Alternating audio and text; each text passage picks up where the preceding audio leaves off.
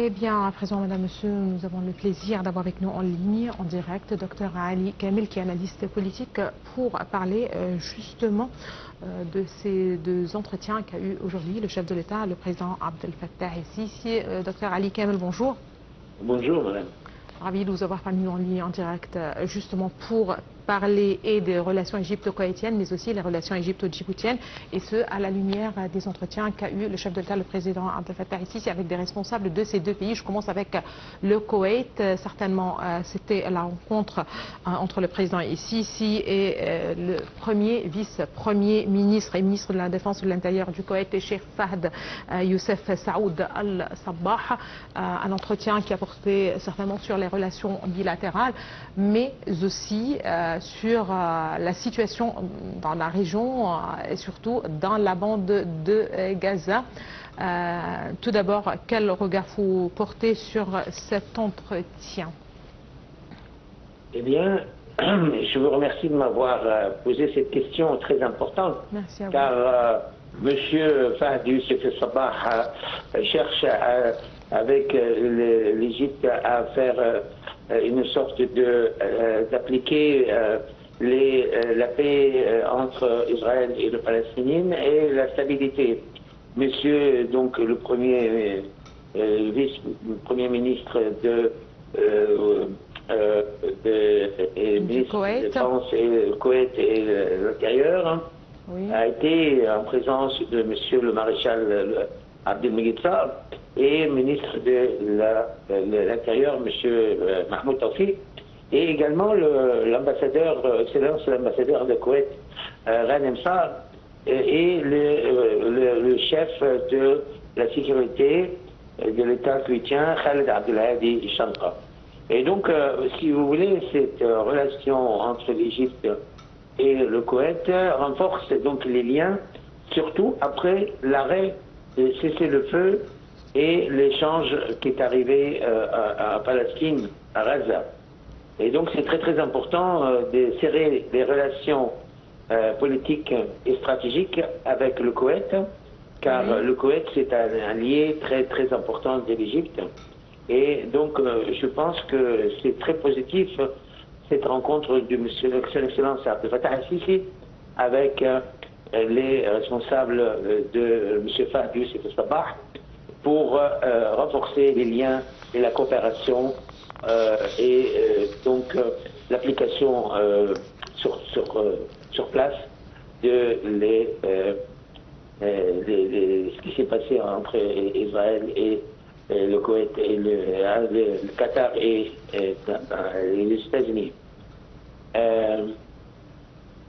Donc ça c'est pour la question de... Très bien, très bien. Les deux parties ont insisté sur l'importance d'intensifier les efforts conjoints pour assurer la livraison de quantités suffisantes d'aide humanitaire, rétablir la paix dans la bande de Gaza et consolider le cessez-le-feu.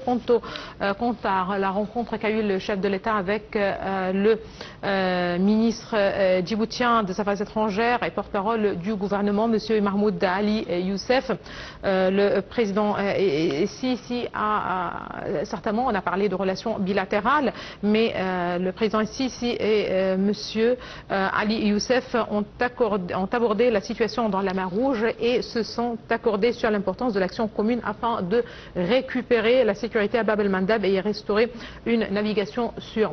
En fait, docteur Ali Kamel, quand on parle de cette intense activité diplomatique du chef de l'État, le président Abdel Fattah el-Sisi, que ce soit ces rencontres avec des responsables de pays, que ce soit voisins, des pays frères comme le Koweït, le Djibouti, d'autres pays africains. Hier, il s'était entretenu au téléphone avec le président américain Donald Trump. Donc, une importante activité diplomatique qui devrait en tout cas parler de la sécurité dans la région, de la stabilité dans la région. Comment vous voyez toute cette activité? Eh bien, je pense que il faut quand même qu'après le cessez-le-feu à Gaza, qu'on respecte, si vous voulez, le droit international et la liberté de navigation en mer Rouge. Donc, moi, je crois que la présence militaire ne me paraît pas nécessaire ou indispensable.